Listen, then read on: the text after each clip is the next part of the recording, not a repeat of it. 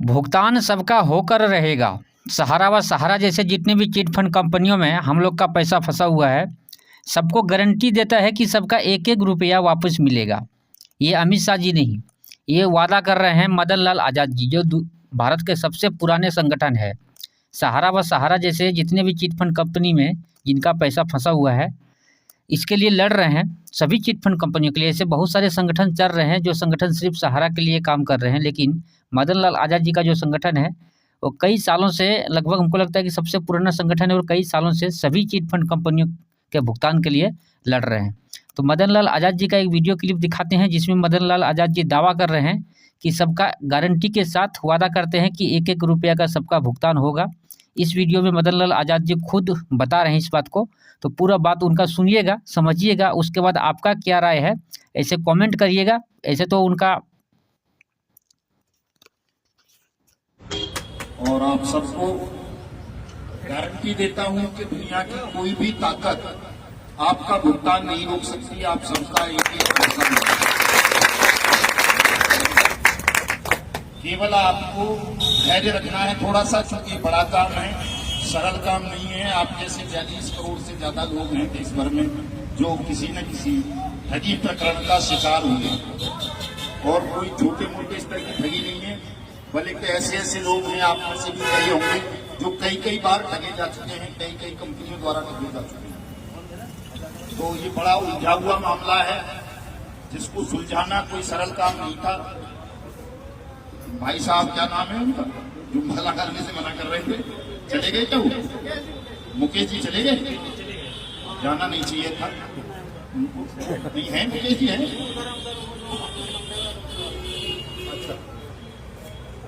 वो शायद अम्बेडकरवादी हैं, मुझे लग रहा है कि इस बात पे नाराज है। लेकिन साथियों, मुझे परमात्मा ने जिस काम के लिए चुना है, वो काम ऐसा है कि इसमें किसी बात से काम नहीं चलेगा मेरा। तो मैं अम्बेडकरवादी हो जाऊं, बुद्धवादी हो जाऊं, या गांधीवादी हो जाऊं, या सुभाषवादी, या मोदीवादी, या किसी और के बात में उलझ गया तो ये काम होगा नहीं। ये काम तभी होगा जब मेरा कोई बात नहीं होगा और केवल जनता के लिए काम करूंगा। और ये ईश्वर की भी इच्छा है। मैं खुद 30 साल तक अम्बेडकर पढ़ाता रहा हूं लोगों को। ये शायद जानते भी नहीं होंगे उतना अम्बेडकर साहब के बारे में या बुद्ध के बारे में, लेकिन मैंने तो दुनिया के हर धर्म पढ़े, दुनिया के बाद पढ़े, और मैं स्वयं अम्बेडकरवादी रहा हूँ 30 साल तक। लेकिन मैं अपने अनुभव से, ज्ञान से, लोगों से जब मिला जुला, पूरे देश में मुझे पता चला कि अम्बेडकरवाद भी किसी समस्या का समाधान नहीं है।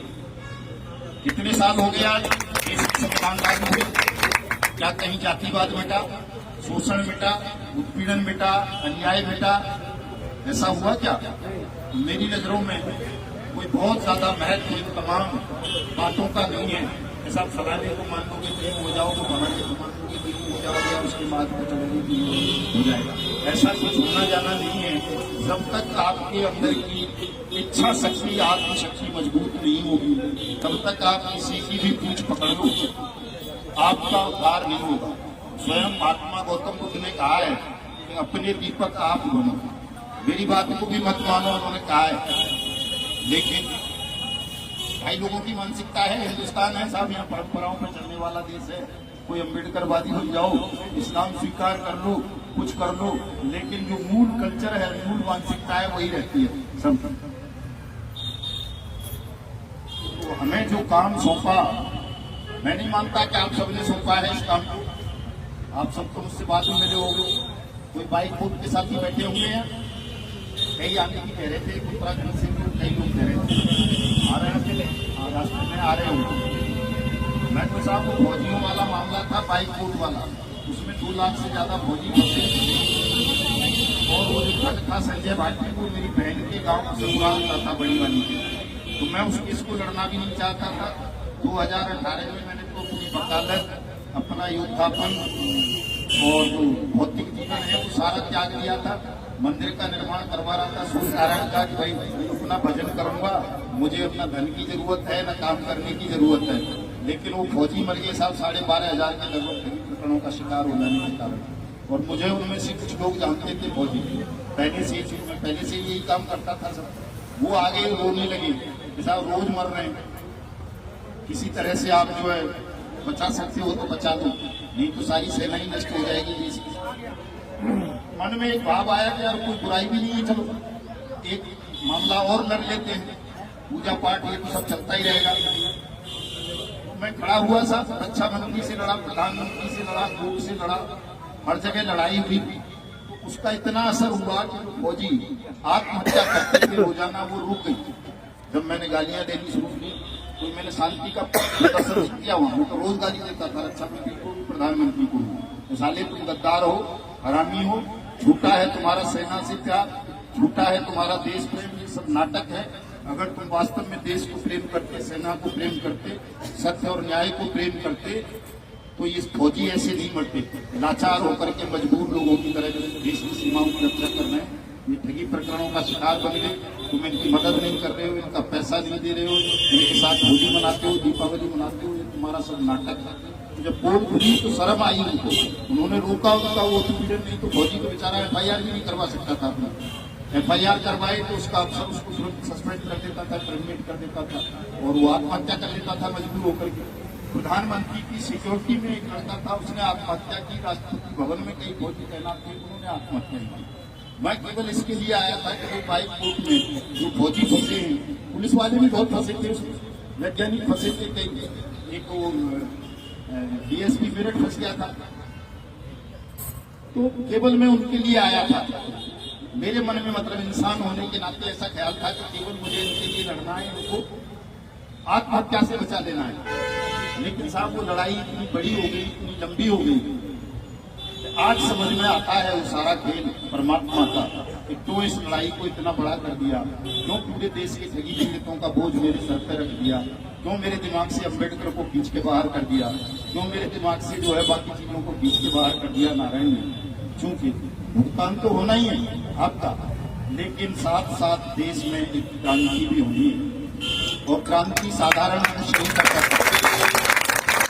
अगर मैं अम्बेडकरवादी रहता तो क्रांति करने जिस वक्त खड़ा होता उस वक्त संविधान की दुहाई देकर के क्रांति को रुकवा देती है। ठग जो आज सत्ता में बैठे हैं ये ठग हैं मेरी दृष्टि, जो झूठ बोलते हैं, केवल नाटक करते हैं, ढोंग करते हैं। अगर मैं अम्बेडकरवादी रहता तो क्रांति करता क्या? संविधान लेके खड़ा हो जाता है, नहीं करता। बाबा साहब का संविधान है, इसमें कहीं क्रांति की बात नहीं करती है। सत्ता ही बदलनी है तो चुनाव से बदल दे, तो चुनाव की बात करता है संविधान को। और मैं कह रहा हूं कि मुझे बिना चुनाव के क्रांति करनी है, या तो आपका भुगतान कर देंगे 30 अप्रैल 2025 तक, और अगर आपका भुगतान नहीं हुआ तो बिना किसी चुनाव के, बिना किसी हिंसा के मैं मोदी सरकार को मिट्टी में मिला दूंगा।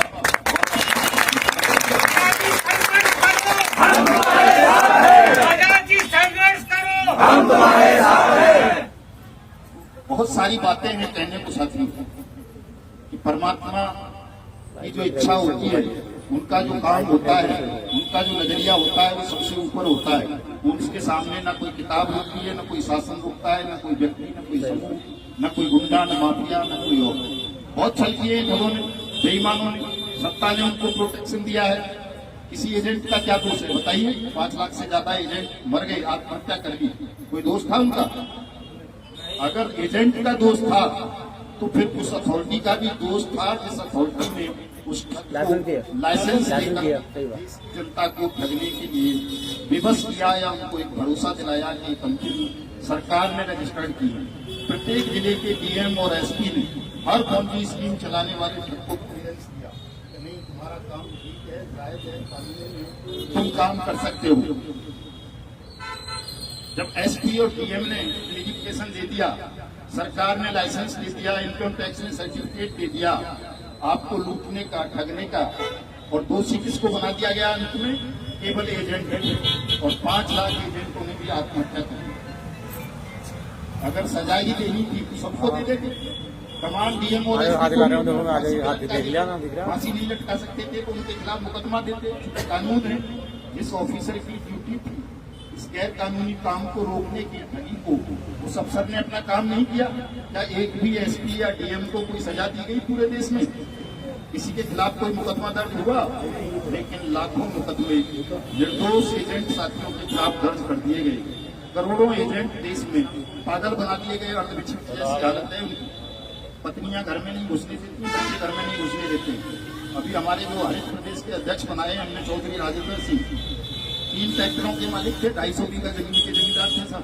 जाट के जाटों का इलाका है, यहाँ भी होंगे जाट, मुरादाबाद में जाटों का ये तो जाट को वैसे भी जंगला सा भी हो, वो दबंग रहता है, अपनी हटे हुए हैं। लेकिन उस आदमी की साहब ये हालत हो गई कि वो घर में नहीं घुस सकता। बच्चे मारते हैं, पत्नी घर में ना घुसने दे, कोई और माँ अलग डालती है, माँ से मिलने जा सकते हैं केवल। बाकी तो एक इतना सम्मानित व्यक्ति रहा होगा वो आदमी, जिसके पास 3 ट्रैक्टर रहे हो, 250 बीघा जमीन रही हो अलीगढ़ में, तो सम्मान रखता होगा ना अपना क्षेत्र में। लेकिन सारा सम्मान धूल में मिला दिया। मैं भंगी जाति से हूँ, मतलब भंगी से अगर कोई भंगी कह दे तो मुकदमा दर्ज हो जाता है। लेकिन एजेंट की स्थिति देश में भंगी से भी बुरी कर दी है। जैसे भंगी को अछूत मानते हैं लोग, ऐसे ही एजेंटों को अछूत माना जाता है, झूठों में भी अछूत। घर वाले तक इज्जत नहीं करते हैं। पुलिस में जाओ, थाने में कोई पीट दे तो अच्छा एजेंट है, सारे पीट उठा गए, आ जा बिठा लो। पुलिस ये कोशिश करती है कि इसके गुर्दे भी निकाल के बेच दो, एजेंट आ गया। और जो मालिक हैं कंपनियों के, वो मौज ले रहे हैं सब, सारे के सारे ज्यादातर विदेश भाग चुके हैं, जेल में भी हैं, तो जेल में भी मौज लेते हैं। आपने सहारा के उसमें पढ़ा होगा अभी पिछले दिनों, तो एयर होस्टेस आती थी उसके पास जेल के अंदर भी, अलग से VIP फैसिलिटी दे रखी थी उसे, बहुत बढ़िया वाली विदेशी विस्की पीता था वो आदमी जेल के अंदर भी। एजेंट को केवल अपमान मिला, शोषण मिला, निवेशक ने उसको तंग किया। निवेशक भी कौन थे? घर के ही तो थे, घर के थे, अभी तो दोस्त थे, रिश्तेदार थे, उनसे मुंह नहीं छुपा मिला सकता। मतलब समाज में, राष्ट्र में जितनी बेकदरी, जितना अपमान, जितना उत्पीड़न एजेंट्स का हुआ है, इतना मैं नहीं समझता कि किसी भंगी का भी हुआ हो या किसी और का भी हुआ हो, आदिवासी का भी। पूरा देश घूम लिया है मैंने, 20 राज्यों में गया हूँ। मैं दिल्ली से केवल कोर्ट जाता था अपने घर से, और छुट्टी के दिन अपने गांव चला जाता था साहब अलीगढ़। इससे ज्यादा वृंदावन मेरे पड़ोस में है, मैं कभी वृंदावन नहीं गया बांके बिहारी के दर्शन करने। मथुरा जी की कृष्ण भूखा बोलते हैं जन्मभूमि, मैं कभी नहीं गया। मेरे बिल्कुल पास में है, 30 किलोमीटर की दूरी पे है वृंदावन तो मेरे गांव से, लेकिन मैं कभी नहीं गया। और आज पूरा देश घूमना पड़ रहा है मुझे, क्योंकि मेरी सेहत इतनी बढ़िया नहीं होती थी कि मैं कहीं सफर करूं ज्यादा। लेकिन बस से भी जाता हूँ, ट्रेन से जाता हूँ, बस से भी 24 घंटे का। मैं बिहार गोपालगंज गया तो वहां बस से गया और बस से ही वापस आया। तो ये इतनी ताकत, इतना साहस, ये इतना बुद्धि, इतनी त्याग की भावना कि सब कुछ छोड़ दो और जीवन को हवन कर दो, या इनको जिता दो या खुद मर जाओ, ये सब परमात्मा की इच्छा से हो रहा है। पीड़ा परमात्मा ने दी है, मैं उसे कोई दुख मान के नहीं चलता हूँ। आपको भी जो पीड़ा ये दी है परमात्मा ने, इसको कोई दुख मत मानिए। एक क्रांति करवानी थी हिंदुस्तान में आपसे परमात्मा को, उसके लिए आप सबको चयनित किया गया है। अपने दिल से, दिमाग से भय निकाल दीजिए, इतनी ताकत किसी में नहीं है। कोई चाह करके भी आपका शोषण उत्पीड़न नहीं कर पाएगा। सब साथी बिल्कुल भयमुक्त हो जाएं। 30 अप्रैल तक भुगतान हो जाता है तो बहुत अच्छी बात है। मैं भी कोई हिंसा नहीं चाहता, मेरी भी कोई व्यक्तिगत दुश्मनी नहीं है किसी मोदी या अमित शाह से या योगी से। शांति से काम हो जाए, कानून तुमने बनाया है और कानून में गारंटी की है कि 180 दिन में आपकी जमा राशि का पैसा 2 से 3 गुना सरकार वापस करेगी। आज 6 साल से ज्यादा हो गई उस कानून को बने हुए, जमा योजना पाबंदी के लिए। 2019 को पूरे देश में कोई एक व्यक्ति ऐसा नहीं है जिसका पैसा सरकार ने उस कानून के अंतर्गत वापस कर दिया। आप कोई देख लो, जरा सा कानून का उल्लंघन करके आपके खिलाफ तुरंत मुकदमा दर्ज होगा, जेल में घूस दिया जाएगा आपको। और कहीं गाड़ी वाले हुए तो हो सकता है दूसरा भी लगा दें, वो राष्ट्रद्रोह वाला भी आपको। लेकिन इस कानून की अनुपालना करने के लिए कहीं भी एक बार शब्द नहीं बोलता कोई प्रधानमंत्री या मुख्यमंत्री। केवल चुनाव के समय कहेंगे, जब आम चुनाव का दौर था अभी वाला ये 2024 वाला ही, तब हमें भी बना दिया, धोखा दे दिया हमारे सही बात दिया नरेंद्र मोदी। तुम क्यों शोर मचाते हो इतना, तो फौज वोट का जिक्र क्यों करते हो? चुनाव जितवाओ और प्रधानमंत्री बनते सबसे पहले ठगी पीड़ितों का भुगतान होगा। चुनाव भी जीत गए, हम भी झांसे में आ गए। मैं कह रहा है चल लड़ने का क्या फायदा, हम इतने दिनों से लड़ रहे हैं, अगर दोस्ती से कोई काम हो सकता है तो करवा लो। लेकिन नहीं किया साहब, हमें व्यक्तिगत रूप से बोला गया सर कि तुम अपना ये जो तुम्हारा संगठन है खरीद के लिए जमा करता परिवार, इसके कागज वागज कंप्लीट कर लो, 500 करोड़ रुपए की ग्रांट दे देंगे आप, जिंदगी भर बैठे खाना, पूरे देश में हवाई जहाजों में यात्रा करना, लेकिन ये बट सेक्ट का जिक्र मत किया करो आप। मैंने कहा यार मेरा तो जीवन बट सेक्ट है, मैं क्या करूंगा पैसों का, हवाई यात्राओं का, मुझे तो बट सेक्ट चाहिए जिस एक्ट के द्वारा देश के 42 करोड़ से ज्यादा लोगों को जीवन मिलेगा। उस एक्ट को मैं कैसे त्याग दूं किसी 500 करोड़ या 5000 करोड़ के चक्कर में। करोड़पति होंगे, बन जाए मान लो 100 करोड़ 500 करोड़ 1000 करोड़ मिल जाए तो सोना थोड़ा ही खाने लगेंगे, खानी तो रोटी भी है, रोटी खानी है ना। और जो आपने दे दिया है उसके लिए तो पता नहीं कितने लोग मरते हैं। जब मैं जाता हूं कहीं भी, कोई मेरी जाति नहीं पूछता कि साहब आप भंगी जाति से हो, हम आपको माला नहीं डालेंगे या आपको छुएंगे नहीं या आपको जो है नमन नहीं करेंगे। देश में लाखों लोग हैं, जब मैं उड़ीसा वगैरह में जाता हूँ साउथ इंडिया में, तो लोग पैरों में लेट जाते हैं, कहते हैं भगवान है, आप मसीहा है। आपका भाषण केवल यूट्यूब पर सुन करके हमने मरने का विचार त्याग दिया। ऐसा भाव संसार में कुछ चंद लोगों को मिला है जिनको हर कोई जानता होगा। हिंदुओं की अगर बात करें तो राम और कृष्ण को मिला है ये सम्मान दुनिया। मुसलमानों की बात करें तो केवल मोहम्मद साहब को मिला है। सिखों की बात करें तो नानक साहब को मिला है। ईसाइयों की बात करें तो मोहम्मद साहब को मिला है। ऐसा सम्मान, इतना प्यार देश में, दुनिया में, कि लोग उनको भगवान कहने लगे, मसीहा कहने लगे। क्या करूंगा धन का और दौलत का?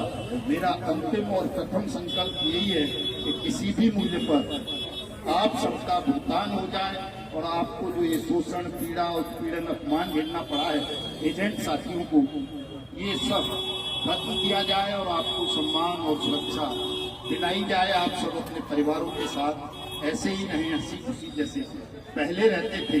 तो चिंता मत करना साथियों, मैं यही कहता हूँ बार बार कि कोई भी तनाव नहीं लेगा। जो 3 संकल्प मेरे हैं, इन तीनों की रक्षा स्वयं भगवान करेंगे, ईश्वर करेंगे।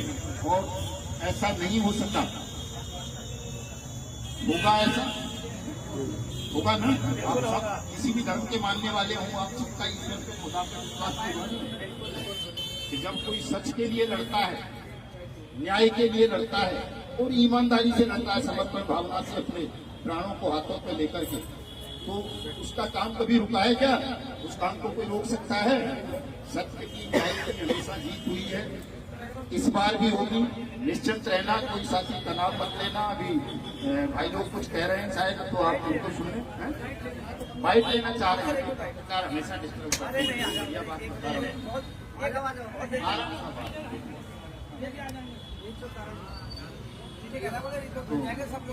हाँ, बढ़िया बात है।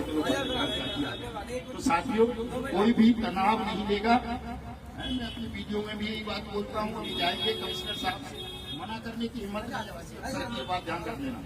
मना तो मोदी भी नहीं कर सकता कि आप पैसा नहीं देगा, जब मना नहीं करेगा तो आपका सबका पैसा दिला देंगे, सब लोग बेफिक्र होकर के जाओ। जो भी साथी दोस्त मेरे इस वीडियो को यहाँ तक देखे हैं, उनको सबसे पहले मैं तहे दिल से धन्यवाद देता हूँ। और एक ज़रूरी चीज़ बताना चाहता हूँ वीडियो के अंत में, कि जो भी हम लोग शॉपिंग करते हैं अमेज़न, फ्लिपकार्ट या कहीं से भी हम लोग जो भी कुछ ख़रीदते हैं ऑनलाइन, तो उसमें क्या होता है कि कुछ भी प्रोडक्ट को हम मंगाते हैं तो उसका जो रेट होता है वहाँ का फिक्स होता है।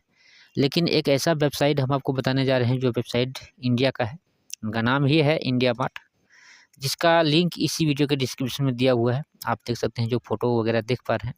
टी शर्ट खरीदें या कोई भी सामान, मतलब 3 लाख से ज़्यादा प्रोडक्ट वहाँ पे अवेलेबल है।